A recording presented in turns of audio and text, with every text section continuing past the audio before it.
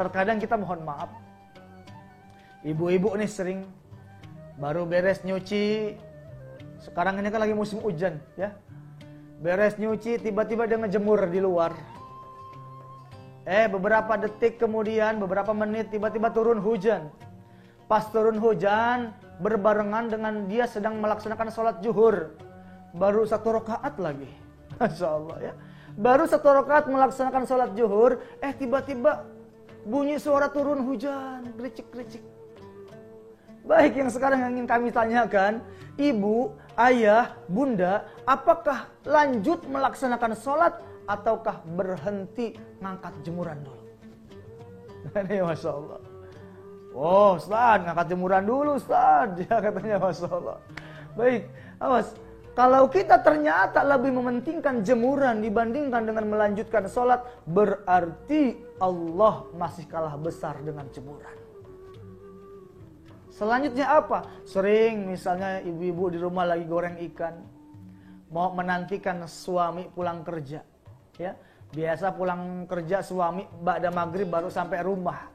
Sebelum maghrib bunda masak di rumah, goreng ikan, masak nasi, ngulek sambal, ya, Masya Allah.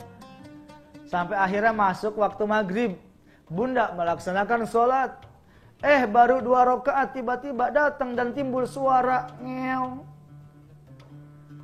Ya Allah ya Karim, saya mau tanya sekarang, kira-kira ayah melanjut atau bunda melanjutkan sholat ataukah ngerapihin ikan dulu, mindahin ikan dulu ke tempat yang aman? Ya Masya Allah, ya. Kalau ternyata kita lebih mementingkan ikan dibandingkan dengan sholat bertemu dengan Allah, berarti Allah masih kalah besar dengan ikan asin. Nauzubillahi min dzalik. Ayo, penting untuk kita semua. Yang pertama, hadirkan Allah ketika kita sedang melaksanakan sholat. Ya. Baik para pemirsa, Assalamualaikum Nusantara TV One yang dimuliakan oleh Allah Subhanahu Wa Taala. Selanjutnya, yang kedua, untuk mencapai tingkat kekhusyuan sholat, pakailah pakaian yang bersih dan wangi. Ya. Terkadang mohon maaf, kita lihat anak-anak kita, ya, bahkan ada di antara orang tuanya sendiri, terkadang kalau sholat itu asal-asalan pakaiannya. Kalau mau ketemu direktur, atasan rapi, pakai kemeja, yang paling cakep. Tapi ketika mau sholat, asal-asalan pakaiannya. Ya. Kadang-kadang pulang kerja belum mandi, sholat. Ya, masih bau 7 rupa. Nih Masya Allah, ya.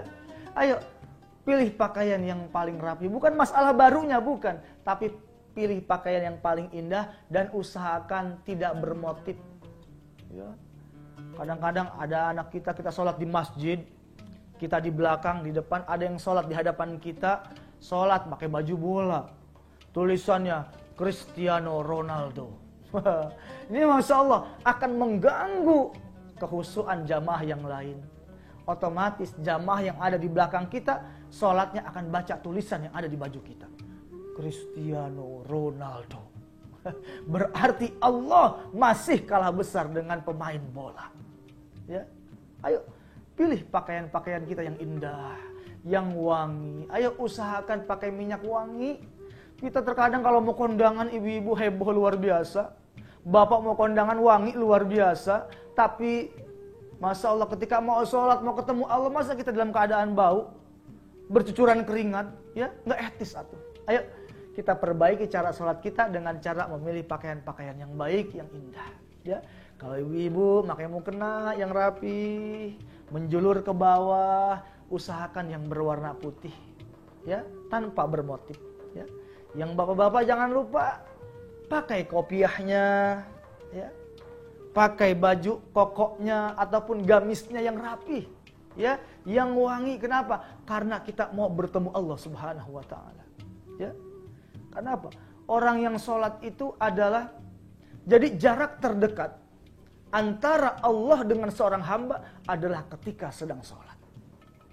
Lihat dahsyatnya sholat. Ketika kita sedang sujud, yang kita berbicara di bumi, tapi suara kita terdengar di langit. Ya.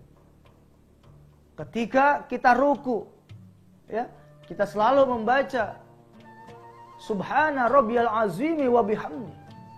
Ya. Kita memuji Allah Subhanahu wa taala dengan kemahaagungannya dan maha kemuliaannya.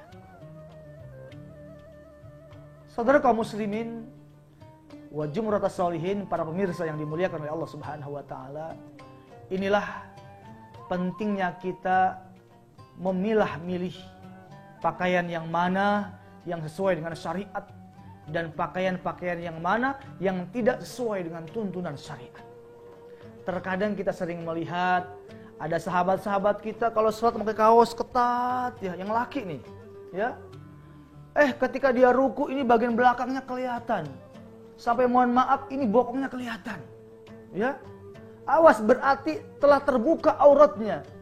Dan salah satu pembatalan sholat adalah ketika terbuka aurat.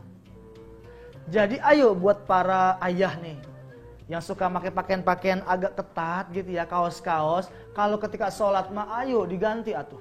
Ya.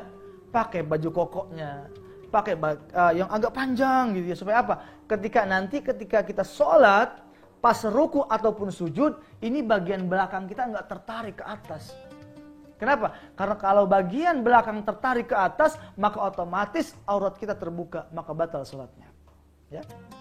Baik para pemirsa yang dimuliakan oleh Allah Subhanahu wa taala, selanjutnya poin yang ketiga untuk khusyuk dalam melaksanakan sholat adalah berusaha paham ataupun tahu dan mengerti terhadap surah yang kita baca. Ataupun kalau kita sholat berjamaah, misalnya imam ada seorang imam baca surah Al-Fatihah. Dia mulai dengan baca Al-Fatihah. Bismillahirrahmanirrahim. Maka untuk sampai kepada khusyuan sholat, si makmum ini harus tahu artinya. Tapi ingat jangan diucapkan ya, cukup disebut di dalam hati. Bismillahirrahmanirrahim. Hati kita berbicara dengan menyebut nama Allah yang maha pemurah lagi maha penyayang. Tapi ingat pemirsa, garis bawahi, jangan disebut oleh lisan, tapi ucap di dalam hati kita.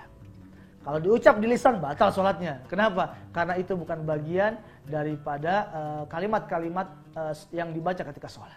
Ya.